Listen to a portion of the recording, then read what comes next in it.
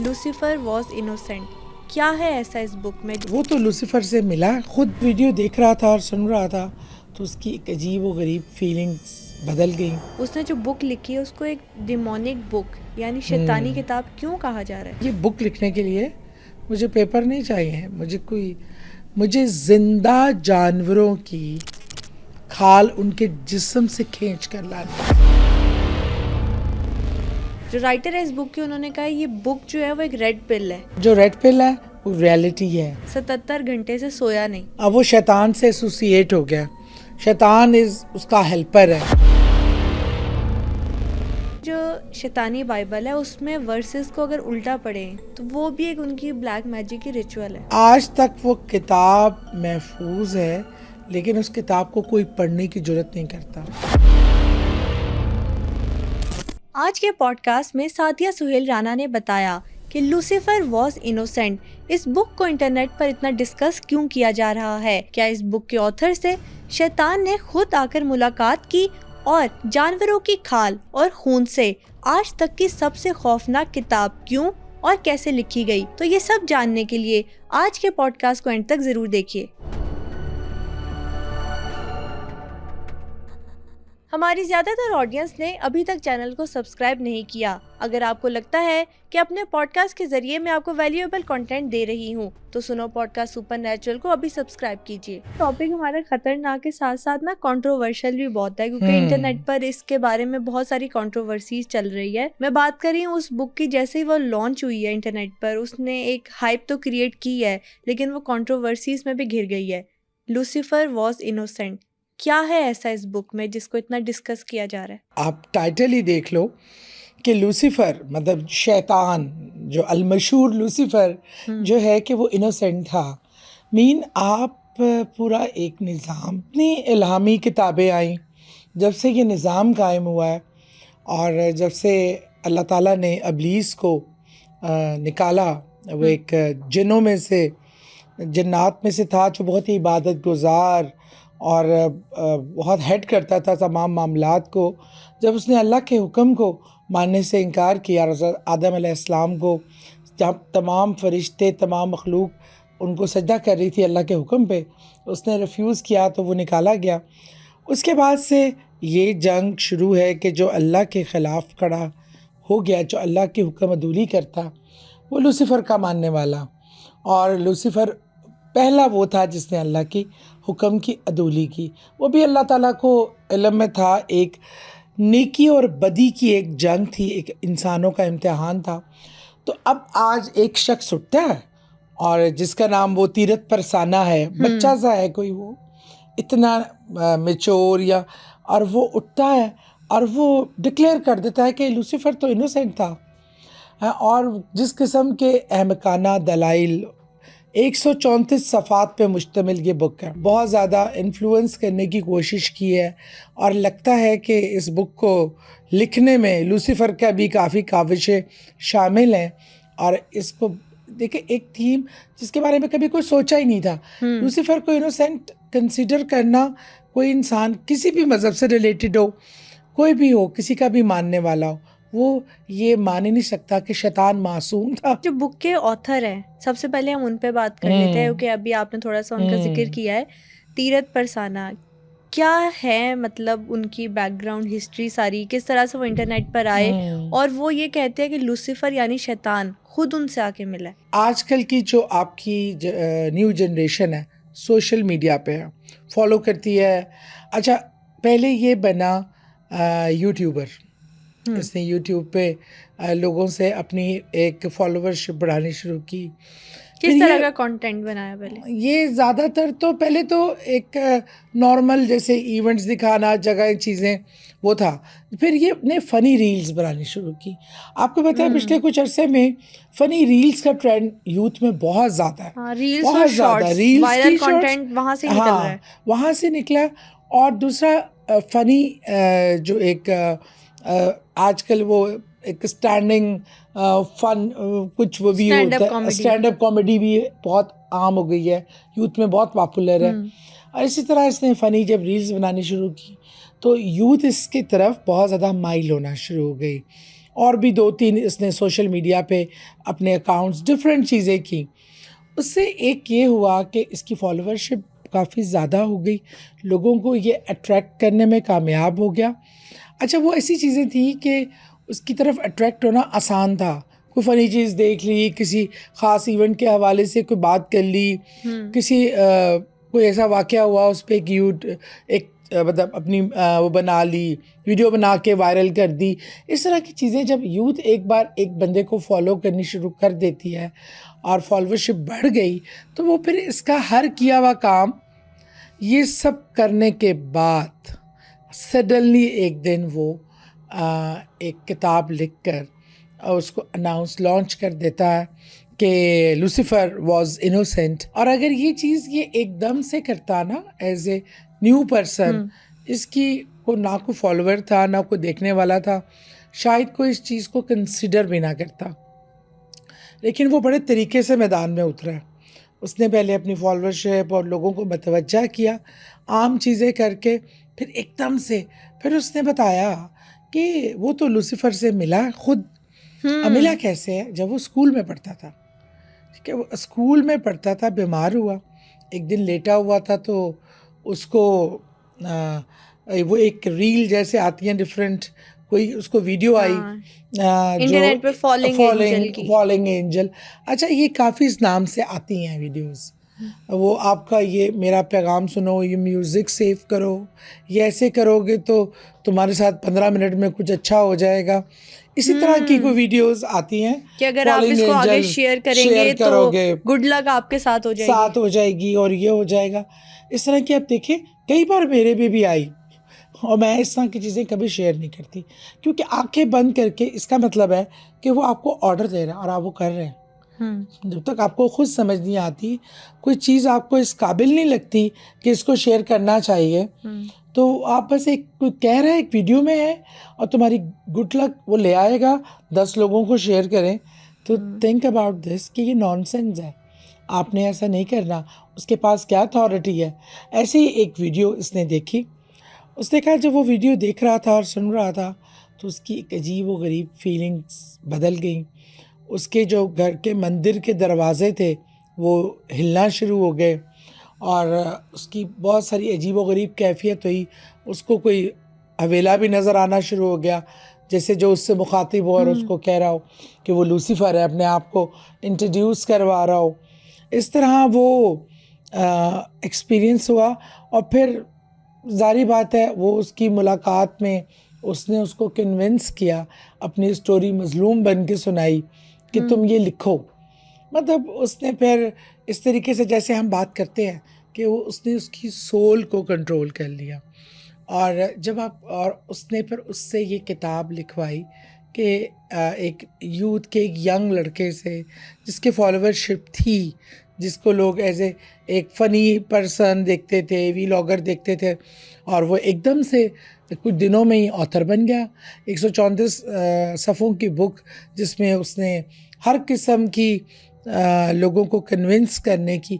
उसके बाद ये देखें, कोई कन्विंस तो बात की बात है, लेकिन ये टॉक ऑफ द टाउन बन गया, हर कोई डिस्कस कर रहा है, हर यूट्यूबर, हर इन्फ्लुएंसर, मतलब ऑथर्स अपने उस पर क्रिटिसाइज ही बेशक कर रहे हैं लेकिन डिस्कस तो किया जा रहा है ना। अच्छा, 1-2 वीडियो मैंने वो भी देखी कि जो कन्विंस नज़र आते हैं और वो कह रहे हैं कि हाँ ज़रा गौर तो करें, क्या पता हम पता नहीं कौन सी हमें गलत पिक्चर दिखाई गई हो, असल पिक्चर और हो। देखिए कुछ परसेंटेज तो उसने कंट्रोल कर ली ना। आज हम जो ये प्रोग्राम में डिस्कस कर रहे हैं, इसका मकसद ये है कि ये हम लोगों को बताएं कि ये एक सोचा समझा मंसूबा है, शैतानी मंसूबा, और शैतान की जो जंग चल रही है, और वो आजकल इल्यूमिनाटीज़ कह लें, जो भी आप नाम दे लें, जो सीक्रेट सोसाइटीज़ जो काम कर रही हैं, ये वन ऑफ देयर प्रोजेक्ट। और हमें अपने लोगों को, नौजवानों को बताना है और उनको अवेयर करना है। अच्छा, बल्कि मैं इसी हवाले से एक बात भी कर दूं, अघोरी बाबा के हवाले से प्रोग्राम किया हुआ था, किसी ने उसमें से एक चंक उठा के ना कि मैं बता रही हूँ कि वो क्या इस तरह होता, तो लोग समझते हैं कि हम, ये तो हमारा अकीदा नहीं है, हम यही तो बता रहे हैं। जब तक आप पूरा प्रोग्राम नहीं देखते उसका सब्जेक्ट को अंडरस्टैंड नहीं करते, जो हम बताने की कोशिश कर रहे हैं, तो राय कायम ना करें, क्योंकि हमारा मकसद ही ये था कि जो अगोरी बाबास रिचुअल परफॉर्म करते हैं ये सब शैतानी है और इससे हमारा कोई ताल्लुक़ नहीं है। कुरान में वाज़ेह तौर पर इनके हवाले से लिखा है कि ऐसे लोग हैं जो शैतान के पुजारी हैं, शैतान के मानने वाले हैं।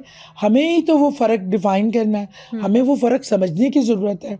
हम अल्लाह के मानने वाले हैं, हमें अपने अकीदे को मजबूत करने की ज़रूरत है। ये हम किसी का कोई इसको अकीदे के तौर पे नहीं बता रहे, इसको हम आगही मुहिम है ये जो हम ये कर रहे हैं इस चैनल पे बैठकर। हम लोगों को डराना नहीं चाह रहे, कोई खौफ व हरास नहीं फैलाना चाह रहे।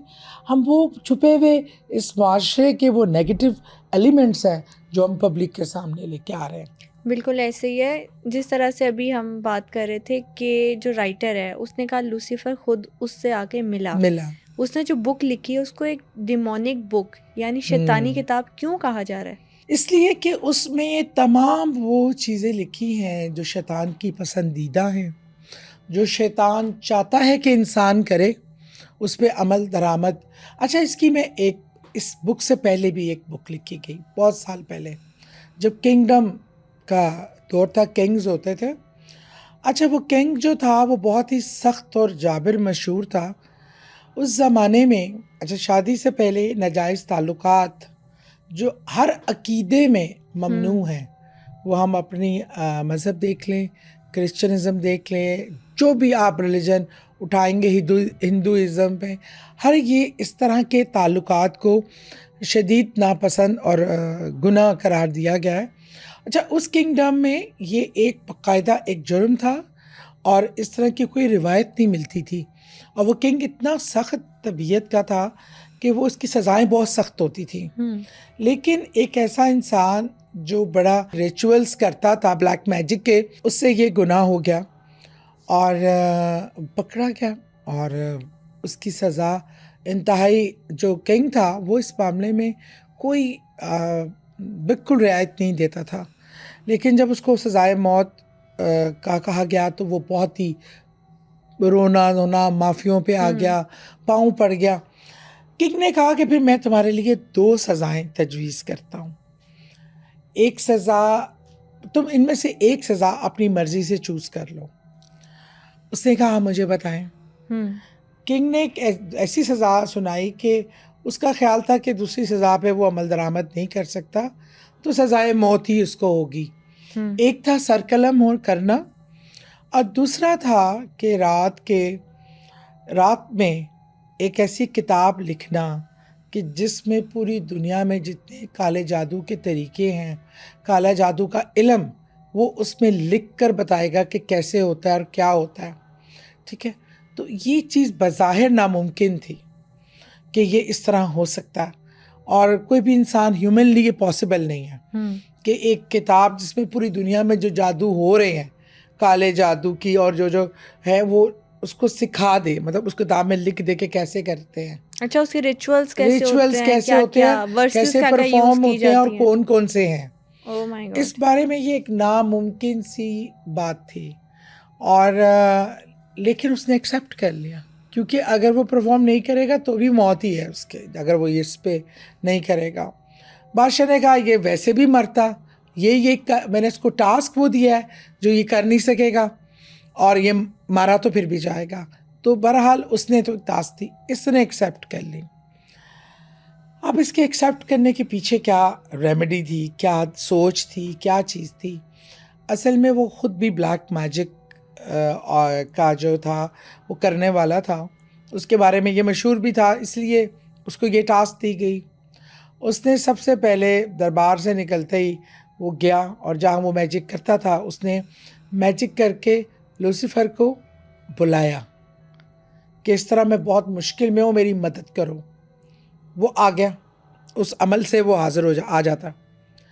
वो आ गया और इसने उसको बताया कि ये मेरी ज़िंदगी मौत का मामला है और मैंने वो भी जो काम किया वो भी तुम्हें राज़ी करने के लिए किया, क्योंकि वो भी एक रिचुअल था कि इस तरह का गैर अखलाकी काम करना वो भी इस रिचुअल में शामिल था।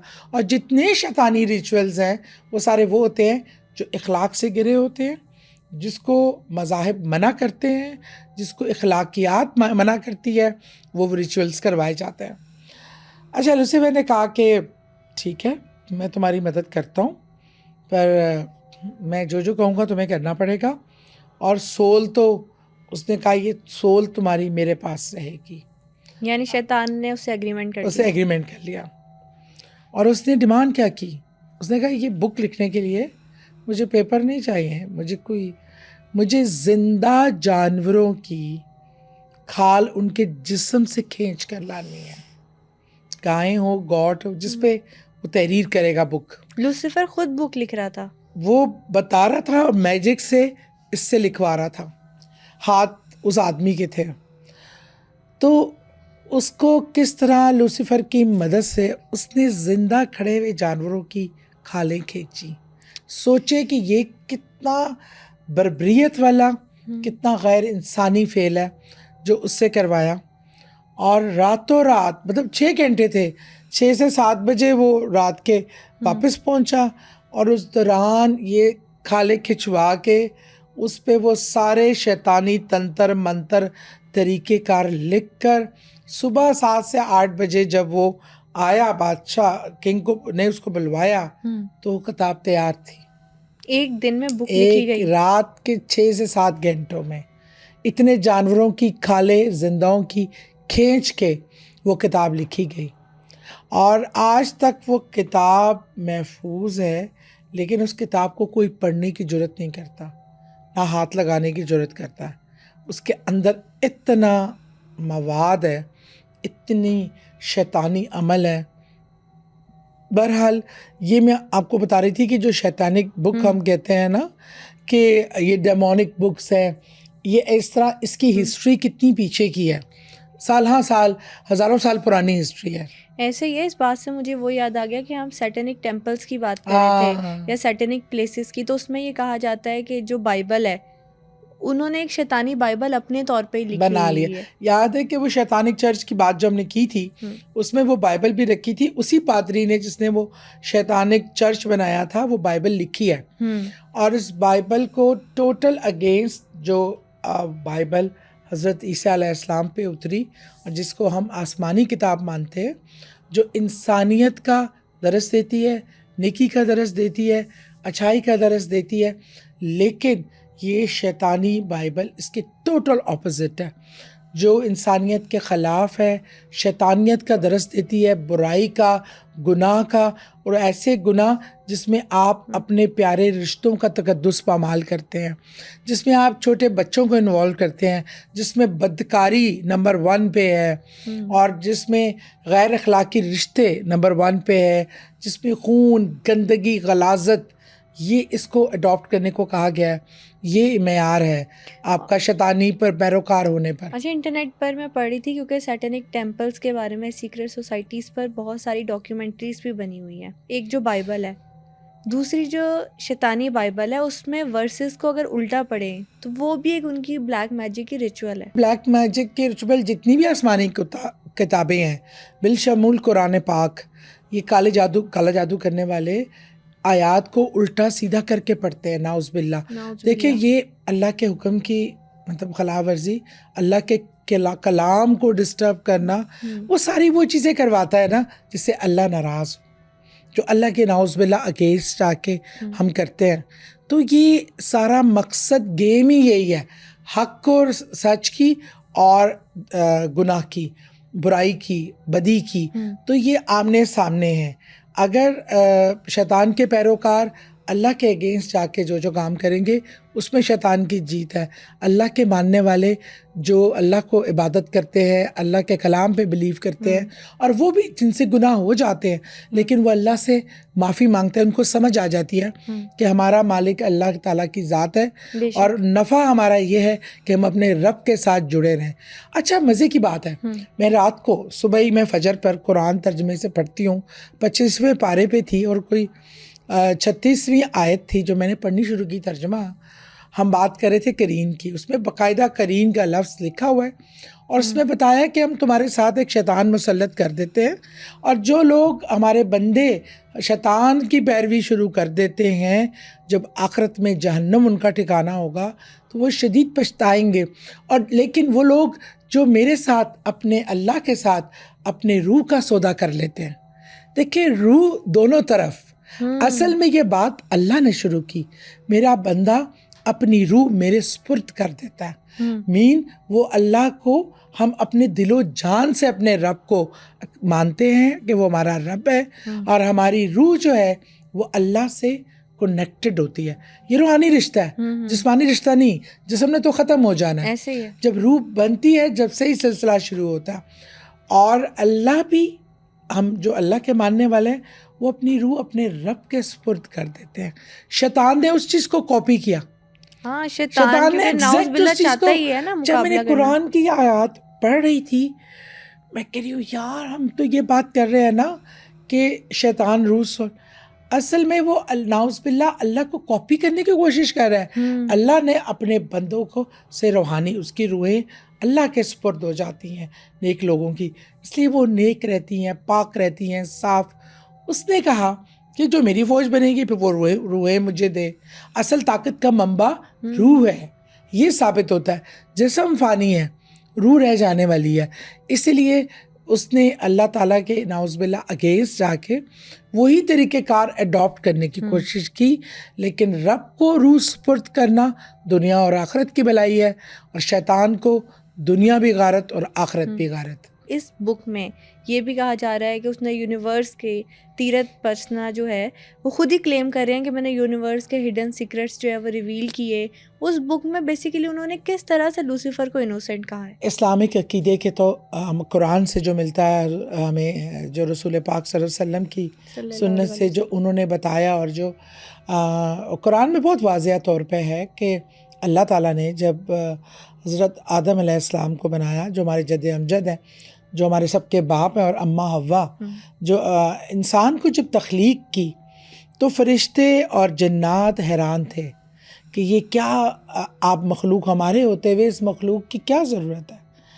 अल्लाह पाक ने उनको बताया कि मैं तुम सबसे बेहतर जानने वाला हूँ, और मैं जानता हूँ कि ये जो इंसान मैं बना रहा हूँ, इसको मैंने क्या काम देना है। इस दुनिया में जाके इसने वो काम करने हैं जो तुम लोग नहीं कर सकते। इंसान मेरा पैगंबर भी होगा, मेरा मैसेंजर भी होगा, और वो उसको मैं ताकत दूंगा खुद फैसले लेने की, खुद अपनी मर्ज़ी से ज़िंदगी गुजारने की, लेकिन मैं उसको सही रास्ता भी दिखाऊंगा। इत्ते में वो जो इंसान से, क्योंकि अल्लाह सब जानने वाले हैं, अल्लाह सबके खालिक है, वो बेहतर जानते हैं कि कौन सी मखलूक से वो क्या काम लेना चाहते हैं और किस मखलूक को बनाने का मकसद क्या है। क्योंकि फरिश्तों में ये होता है कि वो क्वेश्चन नहीं करते, वो आर्गू नहीं करते, और वो नो नहीं करते। वो अल्लाह की इबादत के लिए पैदा हुए हैं और अल्लाह के हुक्म मानने के लिए, और जो अल्लाह ने उनकी ज़िम्मेदारियाँ लगाई हैं उस मनसब को खामोशी से करते हैं। ये क्योंकि बहुत ज़्यादा शैतान अबलीस जिसको हम कहते हैं, ये बहुत पुराना जिन था और बहुत ज़्यादा इबादत गुजार और बहुत ताकतवर। इसको उसने आर्गूमेंट शुरू किया, उसने कहा कि मैं आग से बना हूँ। जिन्नात जो हैं वो आतिश से बनते हैं, फरिश्ते नूर से बनते हैं, जिन आतिश, इंसान मिट्टी से बना। कि ये तो एक कीचड़ की मिट्टी है, मिट्टी से बनाया आपने, खनखनाती मिट्टी से बनाया, तो मैं इसको सजदा करूं, ये मेरी शान, मेरा उससे खिलाफ है, मैं इसको क्यों सजदा करूं। अल्लाह पाक ने उसका कहा कि ये मेरा हुक्म है इसलिए सजदा करना। जब सब, तो वो अड़ गया उस पर। जब अल्लाह ताला ने अपने जलाल से उसको दुनिया, उस वहाँ से जन्नत से निकालने का हुक्म सादिर किया और दुनिया में फेंका गया, तो उसने कहा कि अगर ऐसी बात है आप मुझे वो ताकत दे, क्योंकि ताकत तो इसी वजह से फॉलिंग एंजल कहा जाता है। Falling angel. देखिए वो ताकत तो उसको अल्लाह के सिवा कोई दे भी नहीं सकता था। अल्लाह ताला ने उसको कहा, उसने अल्लाह ताला से कहा मैं चैलेंज करता हूँ कि मैं इस मखलूक को अपने रास्ते पे चलाऊँगा, ये ऐसे करेगी, ये ऐसे करेगी, आप मुझे ताकत देख के देखें कि मैं भी देखता हूँ कि ये आपके चैलेंज कर दिया, लेकिन ताकत फिर भी और परमिशन फिर भी अल्लाह से ही मिली। अल्लाह ने कहा ठीक है, अल्लाह का भी तो देखिए, अल्लाह को तो ये सब पता ही था।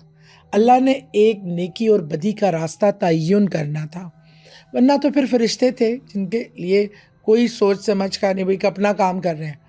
इंसान को इसलिए बनाया कि उसको शऊर दिया, अशरफुल मखलूक़ात बनाया, तमाम मखलूक से ज़्यादा ताकतवर, समझदार, ज़ी अकल।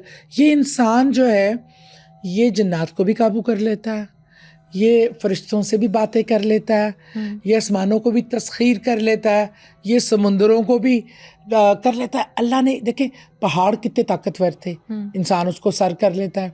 समुंदर कितने मुंह जोर थे, समुद्रों को वो क्रॉस कर लेता है, समुंदर की तह में चला जाता है। आसमान तक पहुंचना कितना था, आज आसमान भी तस्खीर कर लिया, चांद तक पहुंच गया। ये अल्लाह ने ये मखलूक पैदा करनी थी। अल्लाह तो जानते थे कि मैं क्या करने जा रहा हूँ, मेरी मखलूक का क्या काम होगा। अल्लाह ने जब शऊर दे दिया अच्छे और बुरे का, उस शऊर के लिए उन्होंने, हम कहते तो 1,24,000 पैगम्बर हैं, लेकिन अल्लाह ताला बेहतर जानते हैं कि असल तादाद क्या है, क्योंकि कुरान पाक में तो बहुत ज़्यादा तादाद में नहीं, कुछ ही पैगम्बरों के नाम ज़िक्र है, लेकिन साबित होता है कि बहुत से हर दौर में पैगम्बर रहे हैं हदायत के लिए, लेकिन रसूल करीम सल्लल्लाहु अलैहि वसल्लम आखिरी नबी हैं। ये हमारा ईमान इसके बगैर कंप्लीट नहीं होता। और अल्लाह की जो हदायत की आखिरी किताब कुरानुल मजीद है, कुरानुल फुरकान है, और उसके बाद कोई अब नहीं आएगी सिलसिला। इस्लाम कबूल हो या कंप्लीट हो गया, इस्लाम कंप्लीट हो गया इस किताब के साथ। तो अब पूरी हदायत आ चुकी। अब आपके सामने दो रास्ते हैं शुरू से ही, एक बुराई का, एक अच्छाई का। इब्लीस अपनी जंग जो उसने एक अपनी अना में जो बड़ा बोल बोला हुआ है, उसको सच साबित करने के लिए ये तमाम मामलात, तमाम इस तरह के लोगों की सोल, जैसे हम अब जो अल्लाह को मानने वाले, अल्लाह से प्यार करने वाले लोग अपनी रूह अल्लाह के सुपुर्द करते हैं, वो शैतान अपने सुपुर्द करवाता है ताकि वो अपनी फ़ौज तैयार कर सके और आखिरत में वही दावेदार हो सके कि मैंने आपके इतने लोगों को जन्नम बनने के लिए रेडी कर दिया। अच्छा, एक बड़ी इंटरेस्टिंग सी कह सकते हैं या बड़ी अजीब सी बात भी डिस्कस की जा रही है, वही जिस बुक के राइटर है उन्होंने भी की है, रेड पिल और ब्लू पिल। ये कॉन्सेप्ट आपने भी सुना होगा। जो राइटर है इस बुक के, उन्होंने कहा ये बुक जो है वो एक रेड पिल है, यानी रियलिटी है। ये क्या है रेड पिल और ब्लू पिल का कॉन्सेप्ट? ब्लू पिल ये है ख्याली दुनिया में है, एल्यूजन है, धोखा है, फरेब है, असल कुछ नहीं है। जो आपको दिखाया जा रहा है वो है नहीं, असलियत कुछ है, बस जो आपको दिखाया जा रहा है आप उसी को बिलीव कर रहे हैं। जो रेड पिल है वो रियलिटी है कि ये हकीकत है। उसने कहा कि हम जो दुनिया, हम जो मुख्तलिफ मज़ाहिब को मानने वाले हैं, हम जो अल्लाह ताला की ज़ात को मानने वाले हैं, हम ब्लू पिल हैं। क्या हम ब्लू पिल खाए एल्यूजन में उसको खाए बैठे और हम एक एल्यूजन की दुनिया में रहते हैं। हम वो देख रहे हैं जो हमें बताया गया है, बस हम उसी को अज्यूम कर रहे हैं, ड्रीम कर रहे हैं, उसी को रियलिटी तस्वर कर रहे हैं। रियलिटी वो है जो इस बुक में जो लूसीफर बता रहा है कि मैं इनोसेंट हूँ और ये असल दुनिया है। खुदा नाउज़बिल्ला के खुदा के पास वो ताकतें नहीं हैं, मेरे पास ताकतें हैं, मैं ही सब कुछ हूँ। ये थीम है। अब जो हमारे बच्चे हैं उन्हें क्या पता है ब्लू पिल और रेड पिल क्या है। वो वो कहते हैं एल्यूजन, अच्छा ये तो एक फरेब है और रेड पिल सही है। तो रेड पिल को जो आपने टैग किया उस बुक के साथ, तो उन्होंने ये क्योंकि कॉन्सेप्ट आ चुका था, उन्होंने कहा ओके ये बुक तो फिर रियलिटी पे मबनी है। हाँ, रेड पिल यानी रियलिटी है। और जो राइटर है तीरथ, उन्होंने ये भी बात की कि मैं रेड पिल खाता हूँ क्योंकि मेरी कोई ईगो नहीं है। हाँ। जिस तरह से शैतान की कोई ईगो नहीं थी। उन्होंने कहा ये कहा जा रहा है कि लूसीफर में बहुत ईगो थी, लेकिन लूसीफर में तो कोई ईगो नहीं थी, उसने तो गिरना पसंद किया, दुनिया में आना पसंद किया। ये कॉन्सेप्ट है उनका ये, और इसीलिए अपनी ईगो के बिना पे गिरना पसंद किया। और वो क्योंकि वो अपने आप को सुपीरियर समझता था इंसान से। हज़रत आदम अलैहिस्सलाम की तख्लीक को, अल्लाह की तख्लीक को उसने चैलेंज किया। वो ख़ुद क्या था? अल्लाह ही की तख्लीक था ना। तो तुम्हारी क्या मजाल, तुम्हारी क्या औकात कि तुम अल्लाह की ताकतवर होने को, अल्लाह की खुदाई को चैलेंज करो। तो मैं समझती हूँ ये जो एक मकरू था इब्लीस, इसकी मकरूहत, इसकी ये ईगो पन, अपने आप को बड़ा समझना, अपने आप को सुपीरियर समझना, ये सबसे बड़ी निशानी इसकी है। अच्छा, एक और बात जिससे ये बात साबित हो जाती है कि ये लूसीफर जो है किस तरह से माइंड कंट्रोल करता है, बार बार मैं जिक्र इसीलिए कर रही हूँ ताकि चीज़ें क्लियर हो जाए। जो राइटर है, ये मेरा आपसे सवाल है, वो कहते हैं मैं 77 घंटे से सोया नहीं। क्या ये ह्यूमनली पॉसिबल है कि कोई इंसान इतने घंटे ना सोए? जब कोई इंसान खुद को शैतान के हवाले कर देता तो उसको अल्लाह ने टेम्परेरी तो उसको ताकतें दी हुई हैं, वो ये सब कंट्रोल करता है, उसकी रूह को, उसके दिमाग को, उसकी बॉडी को। जब आप एक चीज़ को कंट्रोल हासिल कर लेते हैं, फिर वो आप उसको कंट्रोलर से करते हैं। अब वो उसको 77 घंटे क्या, वो शैतानी ताकतों की वजह से जाग रहा था ना। अब वो एक नॉर्मल ह्यूमन बीइंग नहीं रहा, अब वो शैतान से एसोसिएट हो गया।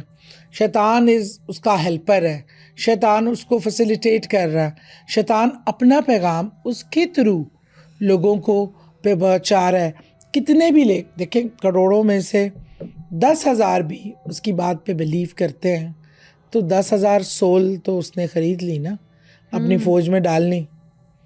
तो इसलिए इस तरह के लोगों को वो इस तरह की फीलिंग्स से भी गुजारता है, इस तरह के प्रोसीजर। और वैसे भी आप जब नेचर के अगेंस्ट जाके करते हैं, बिकॉज ये सब नेचर के अगेंस्ट है, अल्लाह के बनाए हुए कानून को तोड़ते हैं, तो आप डिफरेंट किस्म के फिज़िकल और रूहानी तल्ख तजर्बात से भी गुजरते हैं। कई दफ़ा मैंने कई लोगों से और इंटरनेट पर ये बात सुनी है जो कहते हैं कि शैतान खुद हमसे मिलने आया। जो हमें पिक्चर दिखाई जाती है इंटरनेट पर, हम सर्च करते हैं कि शैतान के 2 लाल सींग है, इस तरह की बातें। लेकिन उन्होंने कहा जब लूसीफर आया तो उसकी शक्ल तो बहुत इनोसेंट थी, बहुत मासूम थी। यही तो कमाल है। देखो ना, अगर वो अपनी शक्ल, असल शक्ल में आएगा, कौन इनसे इंस्पायर होगा? आपको याद है जो हमने एक वाक़या सुनाया था शैतान से मिलने का, जो स्पाई था फर्स्ट वर्ल्ड वॉर का, उसने भी कहा था कि एक इंतहाई हैंडसम इंसान हमें मिला, उसके पास ये पावर है, वो अगर छिपकली में बदल सकता है, वो मकोड़े में आ सकता है, वो कुत्ते में आ सकता है, वो किसी भी सांप में आ सकता है, तो वो एक खूबसूरत इंसान के लोगों को धोखा है ना।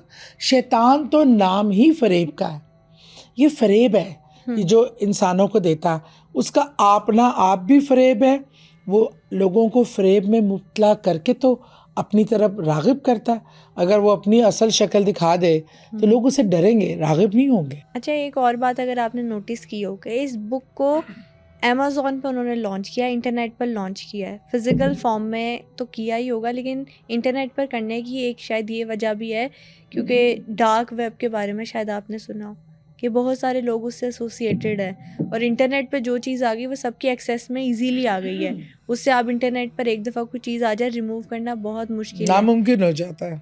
तो मार्केट से अगर आप उसको कर भी दें, ख़त्म, एलिमिनेट कर दें, तो लेकिन वो इंटरनेट पर आपको किसी ना किसी फॉर्म में मिल जाएगी। तो अब इंटरनेट पर उनका करने का क्या ये मकसद था कि बहुत सारी यूथ स्पेशली उसको पढ़ लें, चाहे वो दुनिया के किसी भी कोने में बैठे हो। देखिए, इंटरनेट ही एक शैतानी मॉडियम सबसे स्ट्रॉन्ग है, जिसको आजकल यूथ को मतवज्जा करने के लिए, लोगों को मतवज्जा करने के लिए, देखिए हम सब किसी ना किसी तरीके से कनेक्ट है हर वक्त इंटरनेट से। हमारे 1 सेकंड के लिए आप इंटरनेट सप्लाई बंद करें, मुल्क में हो जाता है एक थरथल्ली मच जाती है, क्योंकि हम इतना हम हो गए डिपेंड इस सिस्टम पे कि हमारा सारा काम अब इंटरनेट के थ्रू हो रहा है। आप अपना ये मोबाइल रख कर, अभी मैं बात करूँ आपसे किसी कपड़े के हवाले से, जूते के हवाले से, किसी भी इस पे, अभी सारी जो एड्स अब वो आनी शुरू हो जाएंगी। आप जो वो सोचते हैं ये मशीन वो करती है। मैं तो कंप्यूटर और इसको शैतानी मशीनें कहती हूँ। ये एक मजबूरी बन गई, इसके बगैर गुजारा भी नहीं, और हर वक्त आप सुने जा रहे हैं, आप देखे जा रहे हैं, और उसके बाद यहाँ पे जो चीज़ महफूज हो गई उसको डिलीट करना या गायब करना आसान नहीं है। उसने अपना कंटेंट डाल दिया, और ये जो बड़े बड़े ये नेट सर्विस वाले लोग हैं, उसमें से यू नेवर नो कितने लोग जो है वो लूसीफर के साथ मुआहदा किए बैठे हैं। जो कंटेंट ब्लैक, आपने डार्क वेबसाइट का, इस तरह की जो चीज़ें आपको नेट पे मिल रही हैं, आपको पता है नेट पे काले जादू की वेबसाइट है, जिसमें एक हमारे बुजुर्ग हैं जो रूहानी इल्म करते हैं, लेकिन काला जादू जानते हैं कि कैसे किया जाता है। उनकी जब वो रूहानी इल्म तोड़ करते हैं तो वो उस इल्म को भी जानते हैं। जब वेबसाइट खोल के मुझे उन्होंने दिखाई, उन्होंने कहा ये सारे जो जादू इसमें बताए गए हैं ये असल है। और मैं हैरान हूँ, आपके लिए वो वेबसाइट ओपन है, free of cost. Free of cost. You just click करें, आप अंदर घुस गए।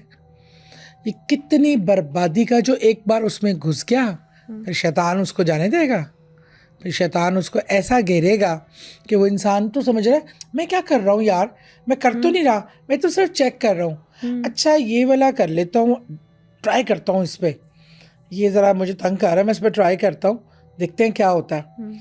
आप जब उसमें उसको करने के लिए, फिर वो आपको बताएगा ये कंडीशंस हैं, ये भी करो, ये भी करो। बस एक बार आप उसमें एंटर होते हैं फिर आप कैप्चर हो जाते हैं। फिर आप निकलना भी चाहें तो नहीं निकल सकते। फिर आपको सुसाइड्स और इस तरह की चीज़ें, आखिरी में अंजाम आपका ये होता है। इसी तरह से मेरी एक दोस्त ने मुझे बताया कि इंटरनेट को हम सिर्फ इतना जानते हैं जितना हमें नज़र आ रहा है। हम सिर्फ इंटरनेट को हार्डली 10 से 15% तक हम सिर्फ जानते हैं जो हमें दिखा रहा है अभी। लेकिन जो डार्क वेब है, असल में इंटरनेट का यूज़ वहाँ पे हो रहा है। बाकायदा तौर पर रेड रूम्स बने हुए हैं वहाँ पर, जहाँ पे टास्क होते हैं। और टास्क किस तरह के कि आपने एक बंदे को लाना है और उसका लाइव मर्डर करना है, लाइव आपने जिंदा जानवर खाना है, और इस तरह के बाकायदा टास्क हो रहे हैं। और टास्क करने के बाद बच्चों के साथ लेवल ज्यादती है, के पहले उसको तशद्दुद करना है, अज़ा काटने हैं, फिर उनको अब्यूज करना है, फिर मर्डर। आप ये देख नहीं रहे हमारे माशरे में ये सारी क्या हो चीज़ें रहा है? डार्क वेब पर लाइव होती है और इसकी अभी आपको रैंकिंग होती है। अभी फ्रांस का एक वाक़या बताऊं। परसों मैं देख रही थी, मेरी बेटी ने कहा मम्मा लुक एट दिस, क्योंकि उसको पता है मेरा ये है। फ्रांस में एक 70 साल का आदमी जो अपनी 65 ईयर्स की बीवी को पिछले कोई 9 साल से उसने उसको ड्रग्स दे देता है। वो रात को इस हैवी ड्रग्स के वो अपने सेंसेस में नहीं रहती और उसकी मेमोरी भी नहीं रहती उस वक़्त की, और वो उससे प्रोस्टिट्यूशन करवाता है। लोग आते हैं और नाउज़ बिल्ला जो उसके साथ उसका रेप करते हैं, और वो इतनी एहतियात से काम लेता है कि उन किसी की चीज़ कहीं ना रह जाए। अब वो उनके जो कपड़े रिमूव करने की जगह अलग है, हाथों का टेम्परेचर नॉर्मल करता है कि वो टच करने से उठ ना जाए, उसकी कोई सेंस ना बहाल हो जाए। फिर तमाम चीज़ों की फुटेज, कौन आया है कौन गया है। अपनी बेटी की भी उसने कोई 1-2 ऐसी पिक्चर वीडियोस थी बनाई हुई थी। और जब एक किसी तरीके से वो शख्स पकड़ा गया, 9 साल से वो ये कर रहा था, किसी बात से, किसी पता नहीं किसी और नॉर्मल किसी केस में, जब उसका फ़ोन लिया गया, जब उसके फ़ोन से उसकी बीवी को 80 बार रेप किया गया, और 93 लोग थे, जिनमें से एक कितनी बार आया है उसका रिकॉर्ड था। और उनमें से वो जो लोग आके रेप करते थे, पैसे दे के जाते थे, उनमें से कई जेलों में थे जो जिनको रेप केसेस में अंदर थे, कहीं और भी उन्होंने हुआ होगा, पकड़े गए। 50-60 लोग मिल गए हैं जो पकड़े लिए गए हैं जिन्होंने ये किया। ये आई थिंक उसकी बेटी को ही शक हुआ कि कोई मामला गड़बड़ है। तो आप तसव्वुर कर सकते हैं वो ये सब कुछ क्या कर रहा था। वो ये सारे क्राइम्स ये जो करने वाला, कोई नॉर्मल इंसान ये तसव्वुर कर सकता है? नॉर्मल ह्यूमन बीइंग जो मेंटली, फिज़िकली हर तरीके से सही है, वैसे एक वो नॉर्मल आदमी है और बहुत अच्छा बीवी के साथ, लेकिन वो ये सब कुछ जो कर रहा है वो शैतान को राज़ी करने। ये इसको टास्क दी गई थी, 8-9 साल से वो इस टास्क पे अमल कर रहा था। वो वीडियो बन के कहाँ जा रही थी? डार्क वेबसाइट पे।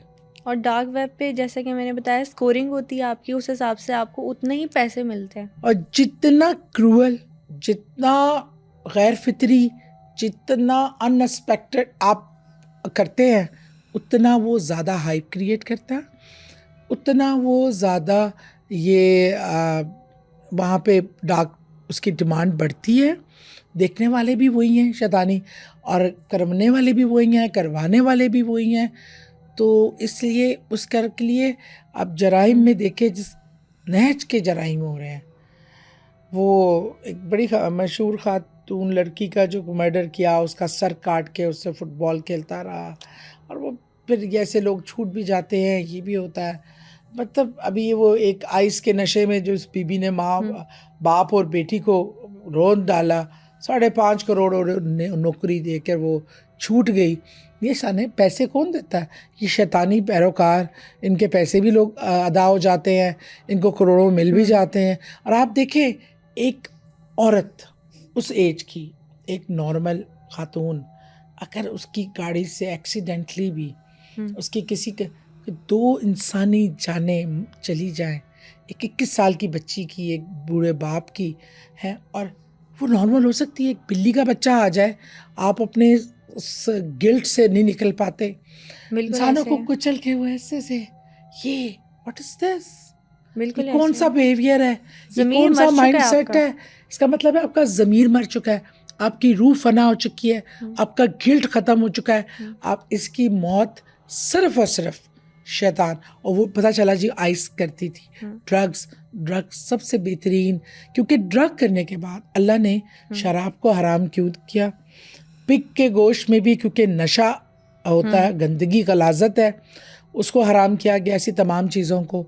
इसी वजह से जो चीज़ के बाद आप अपने सेंसेस में नहीं रहते, तो उसके बाद आपके पास अखलाकियात की हर लिमिट्स ख़त्म हो जाती हैं। नाउज़ बिल्ला, बाप अपनी औलाद के साथ, भाई बहन के साथ, इस तरह की चीज़ें करने के लिए आपको सेंसेस ख़त्म करनी पड़ती हैं। तो ये नशा, ये चीज़ें सारी इसीलिए इस्तेमाल होती हैं। तो खुली मिसालें आज आपके सामने, कुछ सोचना नहीं पड़ता। पैरानॉर्मल स्टोरीज और ब्लैक मैजिक के रियल लाइफ इंसिडेंट्स के साथ एक नई एपिसोड लेके बहुत जल्द हाजिर होंगे। Till then stay tuned.